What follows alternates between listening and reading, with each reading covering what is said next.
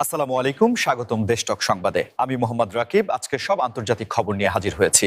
শুরুতেই জানিয়ে দিব সংবাদ শিরোনাম, তারপর বিস্তারিত বর্ণনা। পশ্চিম সুদানে ড্রোন হামলায় ১১ জন নিহত। সোমালিয়ায় জোড়া অভিযানে ৪ কমান্ডার সহ সন্ত্রাসী গোষ্ঠীর ২২ সদস্য নিহত। পূর্ব সাগরে ১০টির বেশি ব্যালিস্টিক ক্ষেপণাস্ত্র নিক্ষেপ করেছে উত্তর কোরিয়া। প্রতিবেশী দেশগুলোকে টার্গেট না করতে ইরানের প্রতি হামাসের আহ্বান। ইরানে ঢুকতে যুদ্ধজাহাজ নিয়ে রওনা হয়েছে মার্কিন সেনারা। আসসালামু আলাইকুম, স্বাগতম জানাচ্ছি দেশটক সংবাদে। আমি মোহাম্মদ রাকিব। এতক্ষণ শুনছিলেন সংবাদ শিরোনাম, এবার বিস্তারিত। পশ্চিম সুদানে ড্রোন হামলায় ১১ জন নিহত হওয়ার যে খবরটি আন্তর্জাতিক গণমাধ্যমে উঠে এসেছে তা মূলত ওই অঞ্চলের দীর্ঘস্থায়ী ভূরাজনৈতিক অস্থিরতা এবং মানবিক সংকটের একটি করুণ চিত্র আমাদের সামনে তুলে ধরে। আপনারা নিশ্চয়ই জানেন, সুদান গত বেশ কিছুদিন ধরেই এক চরম অভ্যন্তরীণ সংকটের মধ্য দিয়ে যাচ্ছে, যেখানে ক্ষমতা দখল এবং আধিপত্য বিস্তারের লড়াইয়ে সাধারণ মানুষের জীবন বিপর্যস্ত হয়ে পড়েছে। পশ্চিম সুদানের এই সাম্প্রতিক ঘটনাটি শুধু একটি বিচ্ছিন্ন হামলা নয়, বরং এটি সেই অঞ্চলের নিরাপত্তাহীনতার একটি বড় প্রমাণ, যা আন্তর্জাতিক সম্প্রদায়কে নতুন করে ভাবিয়ে তুলেছে।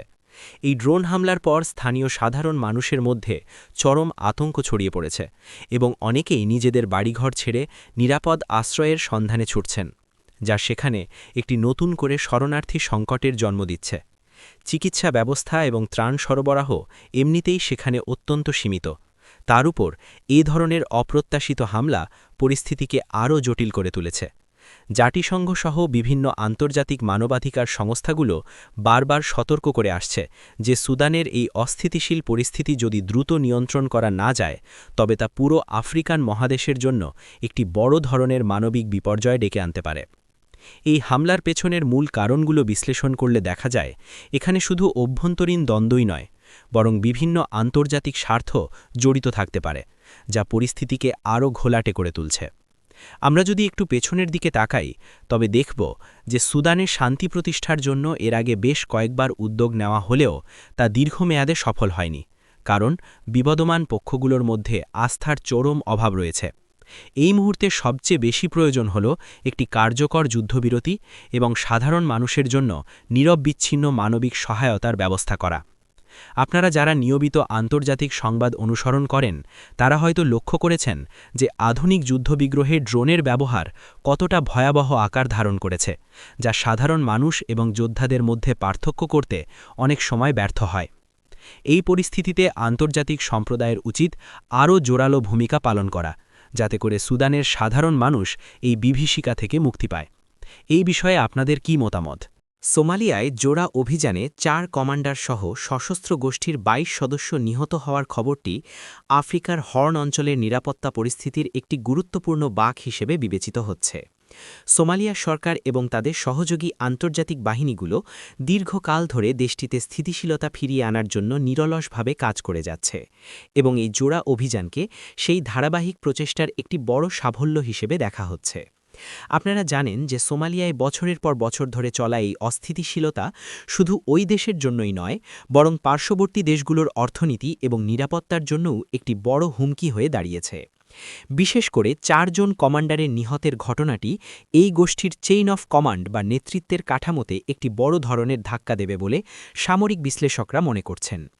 এ ধরনের গোষ্ঠীগুলো সাধারণত তাদের শীর্ষ নেতাদের নির্দেশনায় অত্যন্ত সুসংগঠিতভাবে কাজ করে থাকে, তাই একসঙ্গে এতজন কমান্ডারের পতন তাদের সাংগঠনিক শক্তিকে বেশ দুর্বল করে দেবে। সোমালিয়া সরকার সাম্প্রতিক সময়ে তাদের সামরিক বাহিনীকে আধুনিকায়ন এবং সুসংগঠিত করার যে উদ্যোগ নিয়েছে, এই সফল অভিযান তারই একটি ইতিবাচক ফলাফল। তবে আমাদের ভুলে গেলে চলবে না যে শুধু সামরিক অভিযান দিয়ে দীর্ঘমেয়াদী শান্তি প্রতিষ্ঠা করা সম্ভব নয়। এর পাশাপাশি প্রয়োজন অর্থনৈতিক উন্নয়ন, কর্মসংস্থান সৃষ্টি এবং সাধারণ মানুষের জীবনযাত্রার মান উন্নয়ন, যাতে তরুণ সমাজ বিপথগামী না হয়। আন্তর্জাতিক সম্প্রদায় বিশেষ করে আফ্রিকান ইউনিয়ন এবং জাতিসংঘ সোমালিয়ার এই পুনর্গঠন প্রক্রিয়ায় শুরু থেকেই বড় ধরনের সহায়তা দিয়ে আসছে। এই অঞ্চলে আন্তর্জাতিক নৌবাণিজ্য পথগুলোর নিরাপত্তাও সোমালিয়ার অভ্যন্তরীণ স্থিতিশীলতার উপর অনেকখানি নির্ভরশীল, কারণ অতীতে আমরা দেখেছি যে সোমালিয়ার অস্থিতিশীলতার সুযোগ নিয়ে ওই অঞ্চলে জলদস্যুতার মতো ঘটনা কতটা বৃদ্ধি পেয়েছিল, যা পুরো বিশ্বের অর্থনীতিতে নেতিবাচক প্রভাব ফেলেছিল। তাই সোমালিয়ায় শান্তি ফিরে আসা মানে হল বৈশ্বিক বাণিজ্যের জন্য একটি নিরাপদ পরিবেশ তৈরি হওয়া। আপনারা যারা এই ভিডিওটি দেখছেন তারা নিশ্চয়ই বুঝতে পারছেন যে বৈশ্বিক ভূ-রাজনীতি কতটা একে অপরের সাথে সংযুক্ত। পূর্ব সাগরে 10টির বেশি ব্যালিস্টিক ক্ষেপণাস্ত্র নিক্ষেপ করেছে উত্তর কোরিয়া, যা এশিয়া প্রশান্ত মহাসাগরীয় অঞ্চলে আবারও নতুন করে তীব্র উত্তেজনার সৃষ্টি করেছে। আন্তর্জাতিক সংবাদ মাধ্যমগুলোর প্রতিবেদন অনুযায়ী উত্তর কোরিয়ার এই নজিরবিহীন পদক্ষেপ মূলত তাদের সামরিক সক্ষমতা প্রদর্শনের একটি আগ্রাসী কৌশল। আপনারা হয়তো জানেন যে উত্তর কোরিয়া এর আগেও বিভিন্ন সময় মিসাইল পরীক্ষা চালিয়েছে, তবে একসঙ্গে এতগুলো ব্যালিস্টিক ক্ষেপণাস্ত্র নিক্ষেপের ঘটনা সত্যিই বিরল এবং এটি প্রতিবেশী দেশগুলো, বিশেষ করে দক্ষিণ কোরিয়া এবং জাপানের জন্য একটি বড় ধরনের উদ্বেগের কারণ হয়ে দাঁড়িয়েছে। এই ক্ষেপণাস্ত্রগুলো পূর্ব সাগরে বা জাপান সাগরে গিয়ে পড়ার পরপরই জাপান এবং দক্ষিণ কোরিয়া সরকার তাদের নাগরিকদের জন্য সর্বোচ্চ সতর্কতা জারি করে এবং কিছু অঞ্চলে সামরিকভাবে আশ্রয়কেন্দ্রে যাওয়ারও নির্দেশ দেওয়া হয়। এই ঘটনাটি এমন এক সময় ঘটল যখন যুক্তরাষ্ট্র এবং দক্ষিণ কোরিয়া ওই অঞ্চলে যৌথ সামরিক মহড়া পরিচালনা করছে, যাকে উত্তর কোরিয়া সবসময় তাদের নিরাপত্তার জন্য সরাসরি হুমকি হিসেবে বিবেচনা করে আসে।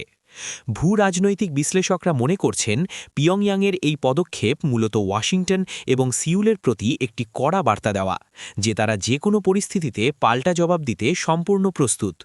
তবে এই ধরনের ধারাবাহিক সামরিক মহড়া এবং ক্ষেপণাস্ত্র পরীক্ষা পুরো কোরীয় উপদ্বীপের শান্তি ও স্থিতিশীলতার জন্য একটি বড় ধরনের হুমকি। জাতিসংঘের নিরাপত্তা পরিষদ উত্তর কোরিয়ার এই ধরনের ব্যালিস্টিক ক্ষেপণাস্ত্র কর্মসূচির ওপর কঠোর নিষেধাজ্ঞা আরোপ করে রেখেছে, কিন্তু তা সত্ত্বেও পিয়ংইয়ং তাদের সামরিক আধুনিকায়নের কাজ চালিয়ে যাচ্ছে। এর ফলে ওই অঞ্চলে একটি নতুন করে অস্ত্র প্রতিযোগিতা শুরু হওয়ার আশঙ্কা দেখা দিয়েছে, যা বৈশ্বিক অর্থনীতির জন্য মোটেও সুখবর নয়, কারণ এশিয়া প্রশান্ত মহাসাগরীয় অঞ্চল হল বিশ্বের অন্যতম প্রধান অর্থনৈতিক হাব, আর এখানকার যে কোনো অস্থিতিশীলতা বিশ্বব্যাপী সাপ্লাই চেইন বা সরবরাহ ব্যবস্থায় বড় ধরনের প্রভাব ফেলতে পারে। আমরা যদি কূটনৈতিক দৃষ্টিকোণ থেকে দেখি, তবে এই সমস্যা সমাধানের জন্য পুনরায় আলোচনার টেবিলে ফিরে যাওয়ার কোনো বিকল্প নেই। প্রতিবেশী দেশগুলোকে টার্গেট না করতে ইরানের প্রতি হামাসের যে আহ্বানের খবরটি আমরা পাচ্ছি, তা মধ্যপ্রাচ্যের জটিল কূটনীতিতে একটি অত্যন্ত তাৎপর্যপূর্ণ এবং কিছুটা অভাবনীয় ঘটনা। মধ্যপ্রাচ্যের রাজনীতি যারা গভীরভাবে পর্যবেক্ষণ করেন তারা জানেন যে ইরান দীর্ঘদিন ধরে ওই অঞ্চলের বিভিন্ন সশস্ত্র গোষ্ঠী এবং সংগঠনগুলোকে নানাভাবে সমর্থন জুগিয়ে আসছে, এবং হামাসও ঐতিহাসিকভাবে সেই বলয়ের একটি অংশ হিসাবেই পরিচিত। কিন্তু হঠাৎ করে হামাসের পক্ষ থেকে ইরানের প্রতি এ ধরনের প্রকাশ্য আহ্বান বা সতর্কবার্তা প্রমাণ করে যে পর্দার আড়ালে রাজনৈতিক সমীকরণে হয়তো কোনো বড় ধরনের পরিবর্তন ঘটতে যাচ্ছে। এই আহ্বানের মূল কারণ হিসাবে বিশ্লেষকরা মনে করছেন যে মধ্যপ্রাচ্যে সংঘাত যদি পার্শ্ববর্তী দেশগুলোতে ছড়িয়ে পড়ে, তবে তা পুরো অঞ্চলের জন্য একটি ভয়াবহ পরিস্থিতি তৈরি করবে এবং চলমান ফিলিস্তিন ইস্যু থেকে আন্তর্জাতিক সম্প্রদায়ের মনোযোগ অন্যদিকে সরে যাবে। জর্ডান, মিশর, লেবানন বা সিরিয়ার মতো প্রতিবেশী দেশগুলো এমনিতেই নিজস্ব অর্থনৈতিক ও রাজনৈতিক চ্যালেঞ্জের মুখে রয়েছে। এর মধ্যে যদি নতুন করে কোনো আঞ্চলিক যুদ্ধ শুরু হয়, তবে তা পরিস্থিতিকে একেবারে নিয়ন্ত্রণের বাইরে নিয়ে যাবে। হামাস হয়তো উপলব্ধি করতে পারছে যে সংঘাতের মাত্রা বৃদ্ধি পেলে তাদের জন্য আন্তর্জাতিক সহানুভূতি বা সমর্থন ধরে রাখা কঠিন হয়ে পড়বে। অন্যদিকে ইরানও বর্তমানে পশ্চিমা দেশগুলোর নানামুখী চাপ এবং অর্থনৈতিক নিষেধাজ্ঞার মধ্যে রয়েছে, তাই সরাসরি কোনো বড় যুদ্ধে জড়িয়ে পড়া তাদের নিজেদের জন্য কৌশলগতভাবে খুব একটা লাভজনক হবে না। এই বিবৃতিটি আসলে মধ্যপ্রাচ্যের কূটনীতিতে একটি সূক্ষ্ম ভারসাম্যের খেলাকে নির্দেশ করে, যেখানে মিত্ররা একে অপরের পদক্ষেপে সমর্থন দিলেও নিজেদের কৌশলগত স্বার্থ রক্ষার ক্ষেত্রে যথেষ্ট সতর্ক থাকে। আপনারা খেয়াল করলে দেখবেন সাম্প্রতিক সময়ে মধ্যপ্রাচ্যের বিভিন্ন আরব দেশ নিজেদের মধ্যে সম্পর্ক উন্নয়নের চেষ্টা করছে এবং তারা চায় না যে নতুন করে কোনো সংঘাত তাদের এই অর্থনৈতিক ও কূটনৈতিক অগ্রযাত্রাকে বাধাগ্রস্ত করুক। এই পরিস্থিতিতে হামাসের এই বার্তাটি মূলত আঞ্চলিক দেশগুলোর প্রতি একটি আশ্বাসের ইঙ্গিত হতে পারে যে তারা সংঘাতের বিস্তৃতি চায় না। ইরানে ঢুকতে বা মূলত ওই অঞ্চলে প্রভাব বিস্তার করতে যুদ্ধজাহাজ নিয়ে রওনা হয়েছে মার্কিন সেনারা। এই শিরোনামটি বর্তমান বিশ্ব রাজনীতির অন্যতম আলোচিত বিষয়। এখানে স্পষ্ট করে বলা প্রয়োজন যে ইরানে ঢুকতে বলতে আক্ষরিক অর্থে ইরানের মূল ভূখণ্ডে সরাসরি সামরিক অনুপ্রবেশ বোঝানো হচ্ছে না, বরং এটি মূলত পারস্য উপসাগর এবং হরমুজ প্রণালী সংলগ্ন অঞ্চলে মার্কিন নৌবাহিনীর অতিরিক্ত যুদ্ধজাহাজ এবং সেনা মোতায়েনের একটি কৌশলগত পদক্ষেপ। হরমুজ প্রণালী হল বিশ্বের সবচেয়ে গুরুত্বপূর্ণ তেল পরিবহন রুটগুলোর একটি, যেখান দিয়ে প্রতিদিন বিশ্বের মোট তেলের প্রায় 1/5 পরিবাহিত হয়।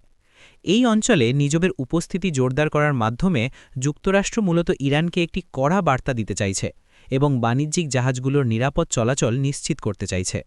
আপনারা জানেন যে গত কয়েক মাস ধরে পারস্য উপসাগরে বিভিন্ন বাণিজ্যিক জাহাজে হয়রানি বা আটকের অভিযোগ উঠেছে ইরানের বিরুদ্ধে, যা নিয়ে পশ্চিমা বিশ্ব গভীর উদ্বেগ প্রকাশ করেছে।